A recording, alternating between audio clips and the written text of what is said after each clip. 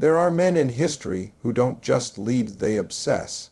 They carry a vision so heavy, so relentless, it carves itself into every decision they make.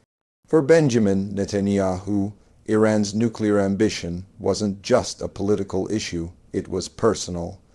This wasn't the kind of concern that flared up during an election cycle and faded with the news.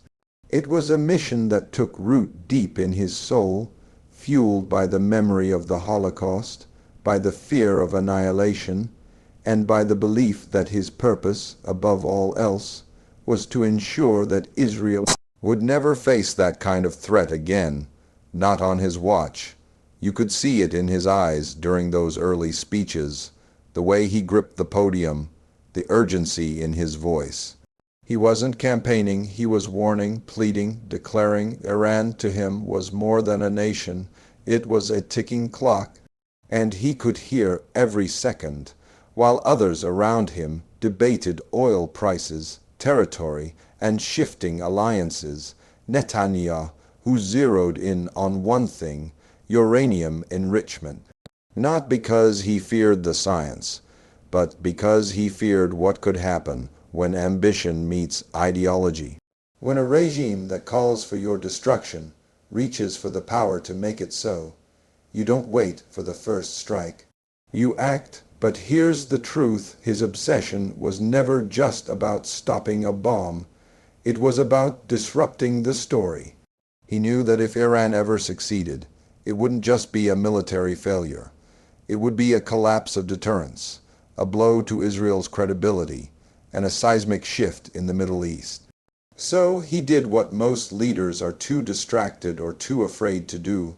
He made a long-term plan, one not bound by elections, popularity, or headlines.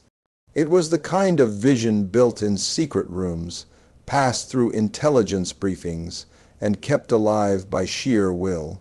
It wasn't always understood, and it was rarely celebrated. He was mocked at times, called paranoid, even theatrical. But visionaries are rarely appreciated in the moment. They see what others can't or won't until it's too late. And while the world looked away, lulled by diplomacy and temporary deals, Netanyahu, who stayed focused. Year after year, speech after speech, prime minister, then not, then again, like a man chasing a shadow no one else could see, but knew was real. There are few things more dangerous than a dream that goes unchecked, especially one wrapped in pride and power. Netanyahu saw that, and so he waged a silent, determined war, not just against Iran, but against complacency. Because sometimes preventing disaster doesn't come with applause. It comes with silence, a silence that means the unthinkable never happened, a silence that tells you the plan worked long before a missile is ever launched, long before uranium is enriched. The first battlefield is the mind. And Netanyahu, who understood that better than most, while diplomats drafted resolutions and the world argued over sanctions, he was already deep into a different kind of war, a psychological one. He knew that if he could shape the narrative, if he could implant a picture of danger so vivid, so undeniable, then fear itself would become a weapon. The world didn't need proof, it needed belief, and he was ready to provide it. Standing before the United Nations with his now famous cartoon bomb diagram, many laughed. They called it dramatic, theatrical, even desperate, but that moment wasn't meant for applause. It was a trigger, a symbol designed to bypass logic and go straight for the gut. A line drawn not just on a piece of paper, but in the collective consciousness of the world. He knew what he was doing. He wasn't just informing global leaders, he was cornering them. He was daring them to ignore what their own instincts now told them to be true, that Iran, left unchecked, wouldn't just change the game, it would end it. Every word, every image, every leaked intelligence report was part of a calculated campaign. You see, Netanyahu, who wasn't fighting Iran with weapons. Not yet. He was fighting with perception. Because once you convince the world that a threat is imminent, they begin to act like it already exists. That changes policies. That shifts alliances. That moves military budgets and voter opinion. The beauty of psychological warfare is that it does all the heavy lifting while your enemies are still trying to figure out what happened. And let's not forget, this wasn't just a message to the world. It was a message to Iran too, a reminder that their ambitions weren't hidden in the shadows anymore, that every move they made, every word their leaders spoke, was being broadcast on a global stage, that there would be consequences, not just from Israel, but from nations who otherwise would have stayed on the sidelines. That kind of pressure isn't written in treaties. It's felt in the isolation, the paranoia, the doubt that begins to creep into even the most confident regimes.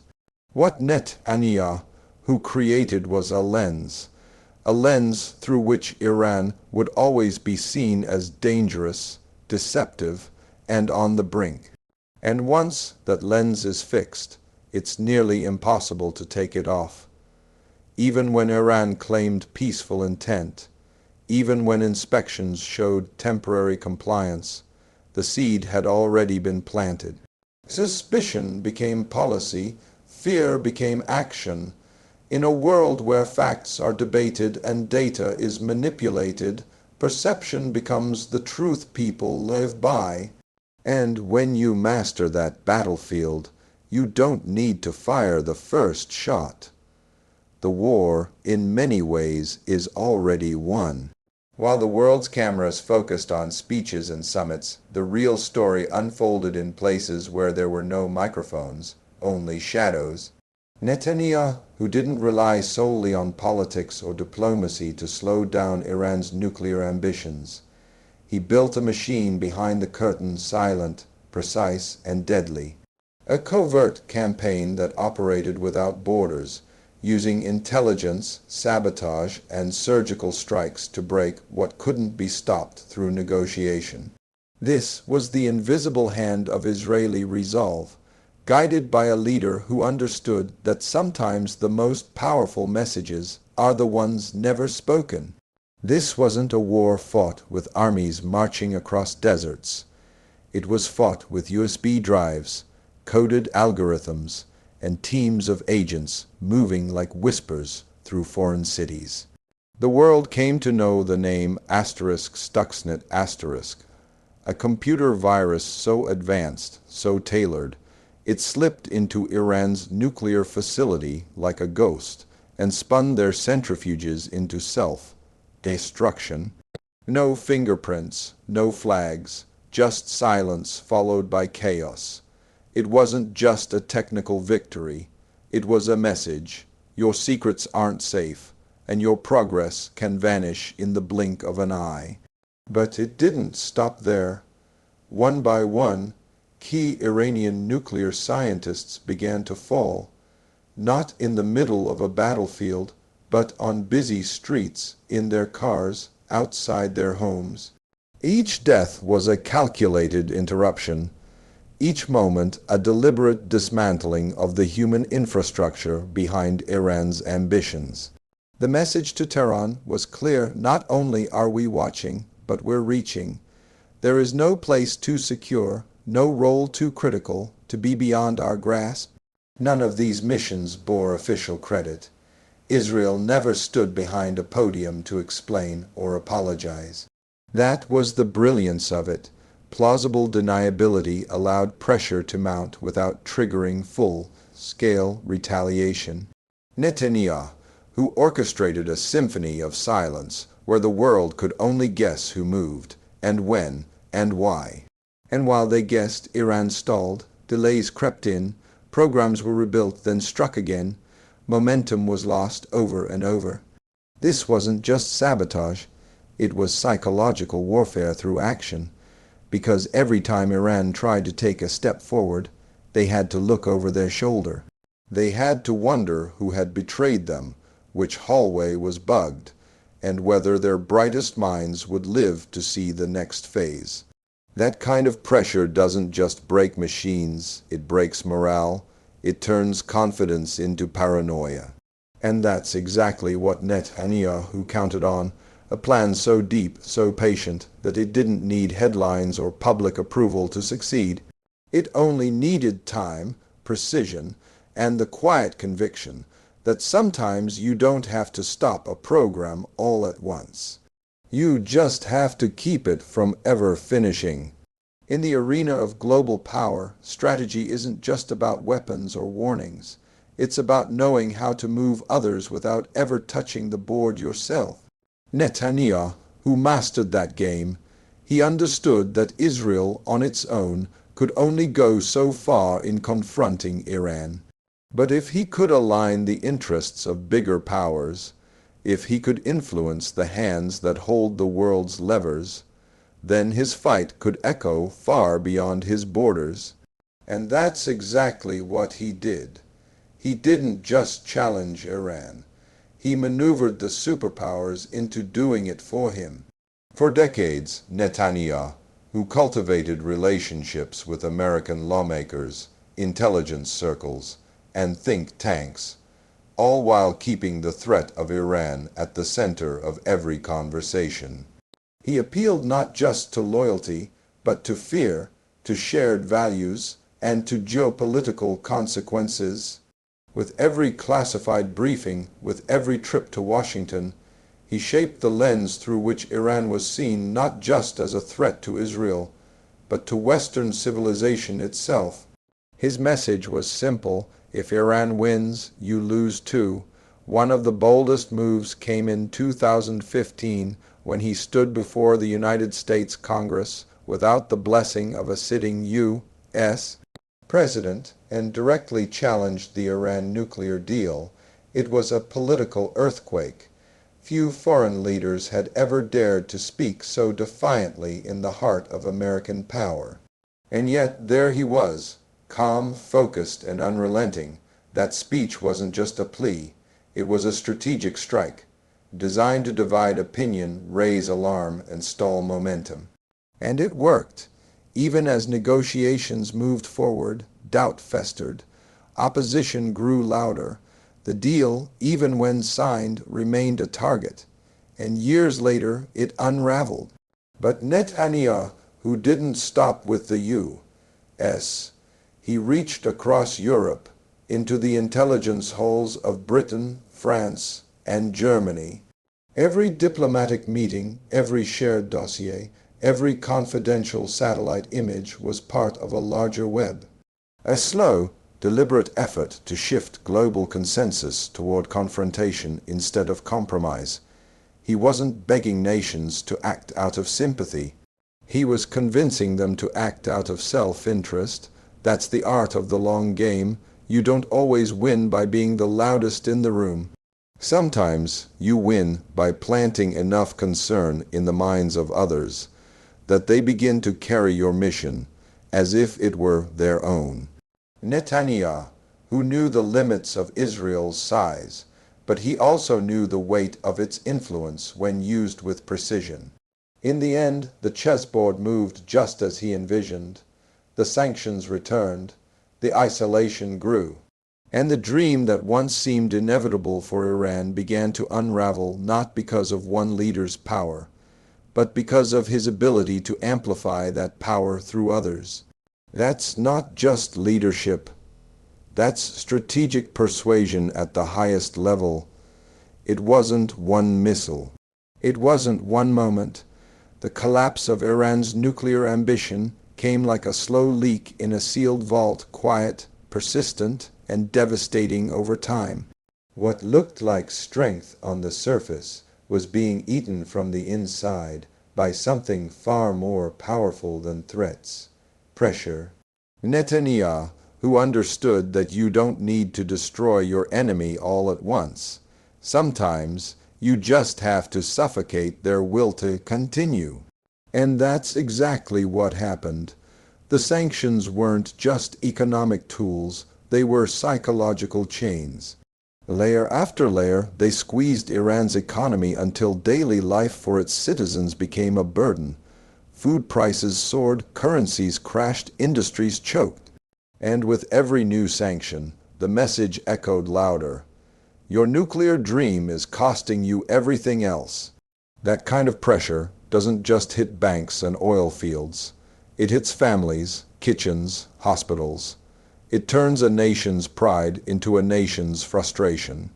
Over time, it turns the dream itself into a source of pain, and as the outside pressure mounted, something else began to shift within. Cracks started to show in Iran's political structure. Disagreements erupted behind closed doors between hardliners who wanted to push forward no matter the cost, and more pragmatic voices warning that the country was bleeding too much to continue. The once unified image of defiance began to blur. Paranoia set in. Who was loyal? Who was leaking information? Who was quietly urging retreat? International isolation deepened the fracture. Once, Iran counted on powerful allies to protect its interests, or at least shield it diplomatically. But even those relationships became strained. The fear of being seen too close to Tehran made countries hesitate. Business deals dried up, embassies treaded carefully. Iran didn't just lose ground technologically, it lost the global momentum it had once used to its advantage. The narrative shifted from progress to peril, from defiance to desperation. And all the while, the covert disruptions continued. Power plants failed, scientists disappeared, blueprints were stolen. Each strike chipped away at Iran's confidence. They could build, but not fast enough. They could hide, but not well enough. Every time they seemed to make progress, something dragged them back down. It wasn't a sprint anymore, it was a never-ending uphill crawl. And when hope becomes heavier than progress, the dream starts to die quietly. That was Netanyahu's brilliance. He didn't just go after the machines. He went after the momentum. He turned time into a weapon. Each year that passed without a bomb was a silent victory. Every delay bought more space for pressure, more time for collapse. Iran's dream didn't vanish in an explosion. It withered, piece by piece, until even those who built it started questioning if it was worth saving. When a war is fought in silence, its victories are often misunderstood. There are no headlines, no parades, no defining moment when the world erupts in celebration. But that doesn't make the outcome any less real. Netanyahu's 30-year battle against Iran's nuclear ambition was not designed to be dramatic. It was designed to be effective. And sometimes the most powerful legacies are the ones that live in the shadows, unfolding not through public glory, but through the quiet collapse of something that could have destroyed millions. It's easy to miss what never happens. It's easy to forget the catastrophe that was avoided because someone made sure it never had a chance to begin. That's the burden of a plan built for prevention. There's no applause for the bomb that never dropped, the war that never started, or the regime that never reached its goal. And yet, those are the victories that matter most. Netanyahu knew that.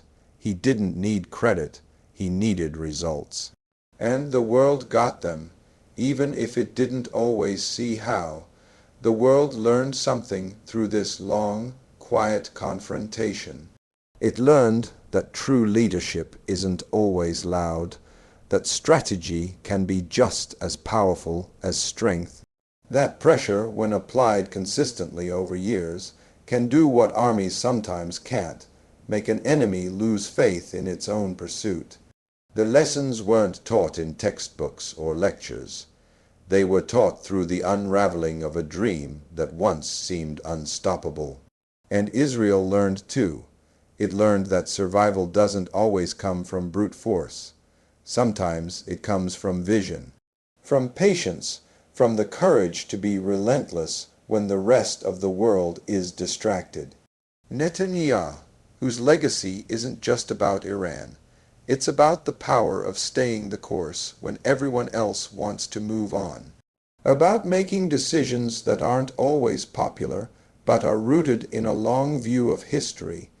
Iran's nuclear dream didn't disappear because of one deal, one strike, or one speech. It collapsed because someone kept showing up, year after year, making sure it never got too close to becoming real. And in that quiet, uncelebrated war, the world gained time to rethink, to recalibrate, to avoid the brink of something irreversible. There will always be critics. There will always be those who question the methods, the tone, the risks. But history has a way of revealing what truly mattered. And one day, when people look back and ask how a threat so real, so dangerous, was kept from reaching the point of no return, they won't find a single moment to point to. They'll find a pattern, a strategy, a man who saw the danger long before most and refused to let it unfold.